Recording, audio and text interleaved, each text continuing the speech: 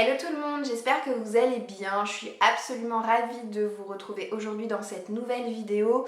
Une vidéo qui va me permettre de vous présenter mon book haul du mois d'avril. Alors je ne pensais pas que j'allais vous tourner cette vidéo ce mois-ci, ou en tout cas je ne pensais pas que j'allais avoir un book haul à présenter au mois d'avril, puisqu'au moment où je vous filme cette séquence, nous sommes toujours en confinement.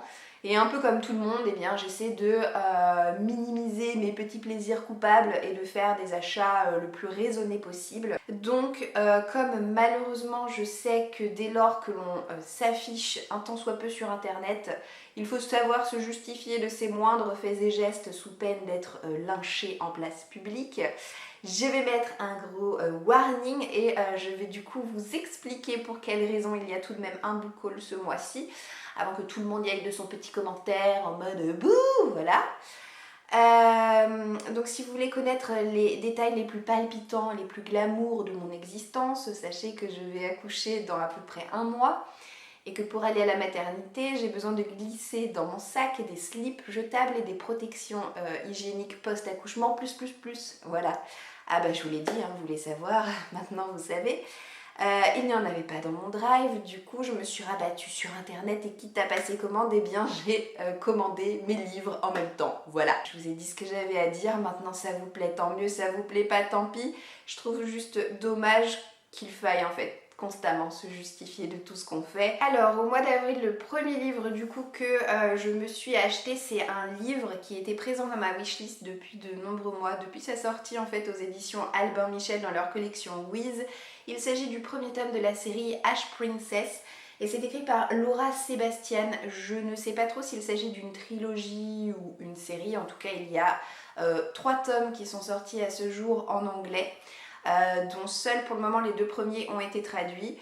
C'est un récit de fantasy et c'est un récit de fantasy dont le résumé me fait énormément penser à la trilogie La Reine du Tirling, dans le sens où on a affaire à une jeune princesse qui s'appelle Théodosia, qui va prendre le nom de Thora par la suite.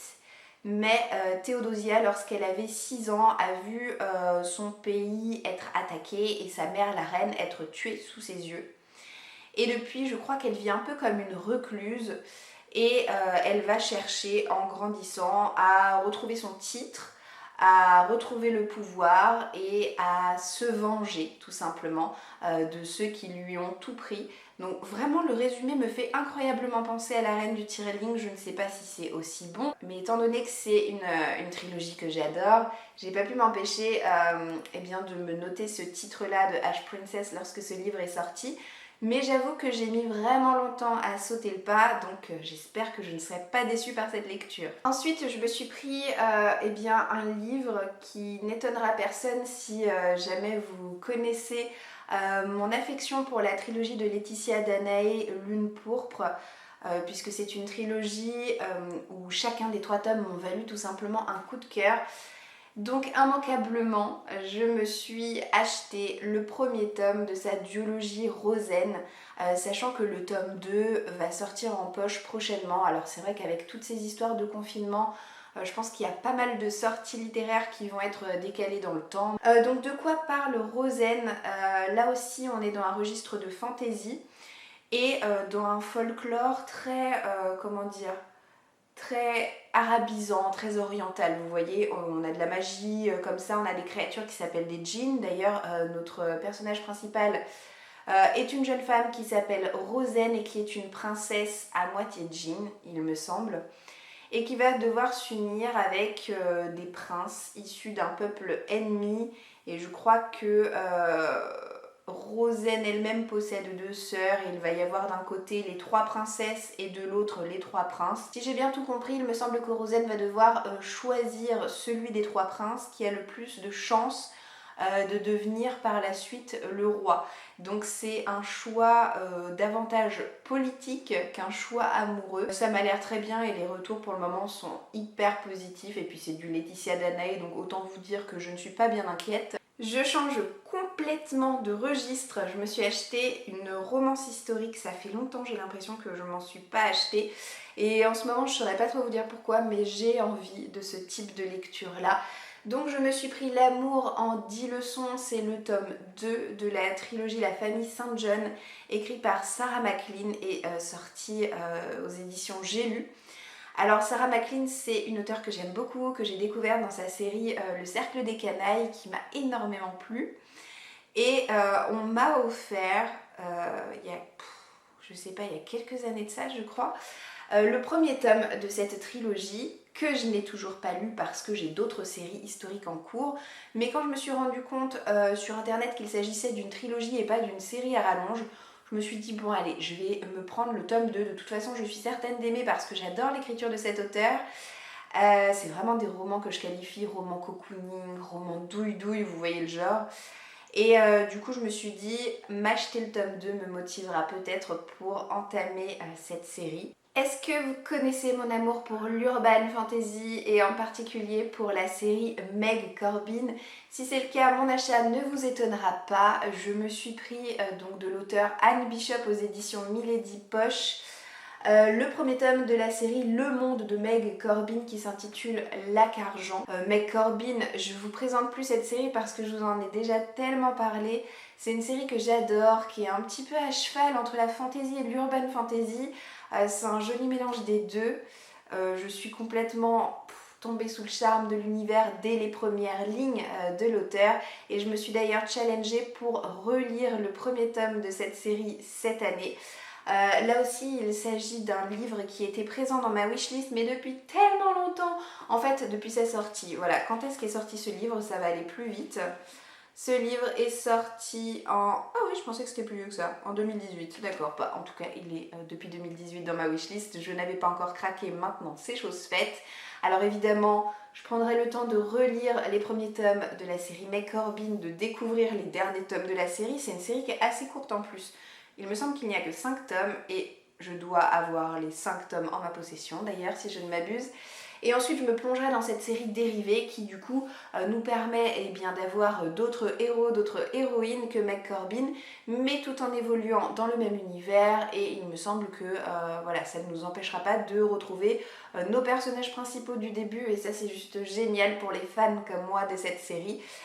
Donc voilà, très bonne acquisition là aussi. Toujours dans l'urban fantasy, je me suis également acheté donc lors de cette commande le premier tome d'une série qui est assez ancienne. Il s'agit de la série Cat Daniels. Alors le tome 1 est sorti en anglais en 2007 et a été traduit pour la première fois en 2009 et il y a eu plusieurs éditions. Les droits ont été repris récemment par la maison d'édition MXM Bookmarks. Puisque je sais plus à quel tome les éditions Milady se sont arrêtées, mais à un moment donné, pouf, on s'arrête là alors que la série continue en anglais. Et les éditions MXM Bookmarks ont tout repris depuis le premier tome et continuent de se mettre à jour très régulièrement sur cette série, donc ça c'est plutôt top. Bien que ce soit une série maintenant ancienne, ça ne veut en aucun cas dire que c'est une série vieillotte à laquelle il ne faut plus accorder d'importance ou quoi que ce soit, bien au contraire. C'est une série qui continue de très très bien fonctionner, qui m'a attirée à plusieurs reprises, mais c'est vrai que comme beaucoup de monde, je suis assez sensible à l'illustration de couverture et j'aimais pas du tout les illustrations de couverture des éditions Milady. On va avoir du vampire, on va avoir du loup-garou de manière très classique en ce qui concerne le folklore. Mais par contre, l'auteur a quand même réussi à bien réinventer sa mythologie. On a une héroïne assez badass et on a un monde post-apocalyptique avec quand même beaucoup de personnages à la clé. Donc ça m'a l'air prometteur tout cela, on verra bien au moment où je me laisserai tenter par cette lecture ce que je peux en penser. Et puis toujours aux éditions MXM Bookmarks, en fait à croire que j'étais sur ma lancée, je ne sais pas, mais venant de chez eux je me suis aussi acheté un autre livre, donc c'est le tome 3 de la série de Penny Red qui s'appelle Le Club des Tricoteuses Anonymes. J'adore le titre de cette série qui est assez déjanté à l'image de ces romans-là. C'est des romans qui sont en tout cas feel good, dans le type romance contemporaine. Ça se savoure comme un petit bonbon sous la langue, c'est vraiment très chouette. Pour le moment je n'ai lu que le tome 1, mais je vais très prochainement lire le tome 2 et du coup il me fallait le tome 3 voilà, pour continuer à avancer sur cette série qui n'est pas encore terminée, elle se poursuit. Il y a bien 6 tomes il me semble qui sont déjà sortis. Et en fait c'est des tomes compagnons, vous voyez le genre, vous avez quelque chose qui lie toutes nos héroïnes. Là en l'occurrence, eh bien, un club de tricot. Chaque tome va porter sur la romance associée à l'une des membres de ce club. Là on va suivre dans ce tome-là une jeune femme qui s'appelle Sandra, qui est psychothérapeute et qui n'arrive pas à se trouver un mec, dans le sens où c'est pas faute d'avoir des rencarts, mais en général son métier la rattrape et tous les hommes avec qui elle a des rencarts eh bien, finissent le rencard en sanglotant amèrement parce que Sandra eh bien, fait usage de ses talents de psychothérapeute. Et du coup ça se termine toujours très mal. C'est des lectures détentes qui nous permettent de débrancher notre cerveau et juste de savourer des lectures légères. Donc c'est aussi la raison qui m'a poussée, je vous le cache pas, à me commander ce livre-là. Et finalement, le dernier roman que je me suis acheté pour le mois d'avril n'est autre que celui-ci. J'enlève le bandeau parce que très honnêtement je ne les conserve jamais, ils partent toujours à la poubelle. Donc c'est le petit dernier de Naomi Novik qui est sorti aux éditions Pygmalion et qui s'appelle La fileuse d'argent. Alors de cet auteur-là, je possède son premier roman qui s'intitule Déraciné mais que je n'ai toujours pas lu. En fait, je sais au fond de moi que Déraciné, je vais l'adorer. Et du coup c'est idiot parce que je repousse la lecture, je ne sais vraiment pas pourquoi, mais je me dis oh c'est bon, de toute façon celui-là je vais l'aimer, donc je peux me permettre de le lire plus tard, je sais pas, c'est totalement ridicule comme état d'esprit, mais en tout cas je pense que c'est à peu près ce qui se passe dans mon cerveau lorsque je pense à Déraciné. La fileuse d'argent, c'est un livre qui est sorti en tout début d'année. On va suivre une famille dont le papa est prêteur, mais il est tellement conciliant avec toutes les personnes de son village qu'il a mis sa famille au bord de la faillite. Alors heureusement qu'il a une fille plutôt débrouillarde, sa fille c'est notre héroïne, elle s'appelle Myriam et elle va prendre les choses en main lorsqu'elle va voir que sa famille n'a plus rien pour subsister. Elle va aller voir tous les clients de son père et elle va faire en sorte de récupérer eh bien, ce qui leur est dû. Si les gens n'ont pas d'argent à leur donner, eh bien soit qu'ils ne leur donnent pas d'argent mais qu'ils leur donnent autre chose, de la nourriture, des meubles, peu importe quoi, mais voilà, elle va réussir à faire tourner la boutique comme ça.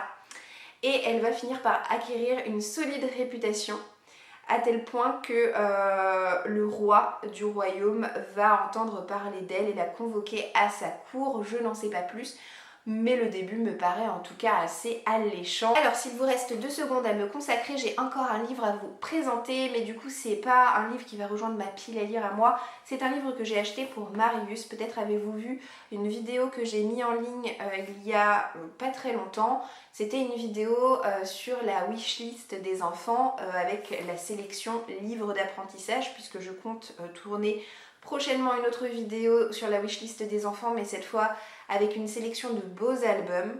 Et en fait, dans les livres d'apprentissage que je vous présentais, il y avait notamment des livres sur les couleurs. Les couleurs, c'est quelque chose que Marius, pour le moment, ne maîtrise pas du tout. Donc le livre que je lui ai acheté, je pensais pas qu'il était si grand, hein. Donc du coup, il n'est pas facile pour le moment à manipuler par Marius. Mais je lui ai pris mon premier imagier avec Rabat, c'est sorti aux éditions Usborne.